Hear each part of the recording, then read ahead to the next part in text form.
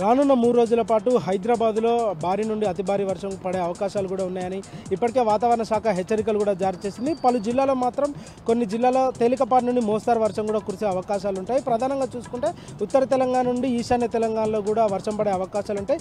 క్యుమ్లోనింబస్ మేఘాల వల్ల కూడా భారీ వర్షం కూడా చోటు చేసుకుందని ఇప్పటికే చెప్పారు. లోతట్టు ప్రాంతాలలో కూడా ప్రజలు అప్రమత్తంగా ఉండాలి. ట్రాఫిక్ సమస్యలు ఉంటాయి కాబట్టి ట్రాఫిక్ అధికారులు కూడా ట్రాఫిక్ డైవర్షన్ కోసం కూడా ఏర్పాట్లు చేయాలని కూడా ఇప్పటికే వాళ్ళు ప్రధానంగా తెలిపారు. మరి ముఖ్యంగా చూసుకుంటే హైడ్రా, జిహెచ్ఎంసీ అధికారులు, టీఎస్ఎస్, ఎస్పీడీసీఎల్ అంటే ఎలక్ట్రిసిటీ డిపార్ట్మెంట్ ముగ్గురు అప్రమత్తమై ఎక్కడైతే లోతట్టు ప్రాంతాల్లో మరి ఎఫెక్టెడ్ అయ్యే ప్రాంతాలు కూడా అక్కడ సురక్షిత ప్రాంతాలకు తరలించాలి. అక్కడ ఎలాంటి ఇబ్బంది లేకుండా చూడాలని ఇప్పటికే వాతావరణ శాఖ మరి అన్ని జిల్లా కలెక్టర్లకు ఆదేశాలు ఇవ్వడం జరిగింది.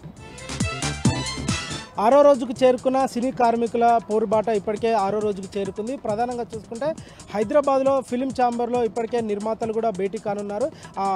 తెలుగు ఫిలిం ఫెడరేషన్ మరియు నిర్మాతలు అటు భేటీ అయి వేతనాలు పెంచాలని ఏదైతే సినీ కార్మికులు చెప్తున్నారో దానిపైన చర్చలు కూడా జరగడం అవుతుంది. మరి ప్రధానంగా దీనిలో చూసుకుంటే సినీ వేతనాలు కూడా పెంచితే మాకు ఆర్థికంగా, సామాజికంగా కూడా బాగుంటుంది. ఎందుకంటే సినిమా ప్రారంభం నుండి ఎండింగ్ వరకు కూడా మేము ఇదే కష్టపడతాం కాబట్టి తప్పకుండా మాకు వేతనాలు పెంచాలి. మేము ప్రతి ఒక్కరం కూడా అంటే ఇలా ఇప్పటికే వాళ్ళ అనుబంధ సంఘాలు ఏదైతే కార్మికులు వాళ్ళందరూ కూడా ఇప్పటికే షూటింగ్లని బంద్ చేసుకొని కూడా ప్రతి ఒక్క దగ్గర కూడా ధర్నాకు దిగారు. మరి ప్రధానంగా చూసుకుంటే హైదరాబాద్లో ఈ రోజు కనుక తేలకపోతే ఇంకా రానున్న రోజుల పాటు ఇది తీవ్రత స్థాయిలో ఉంటుందని కూడా తెలిపారు. ప్రధానంగా ఒక్కొక్కరికి వ్యక్తిగతంగా నోటీసులు పంపడం కూడా ఇది కరెక్ట్ కాదని ఇప్పటికే సినీ కార్మికులు మండిపడుతున్నారు.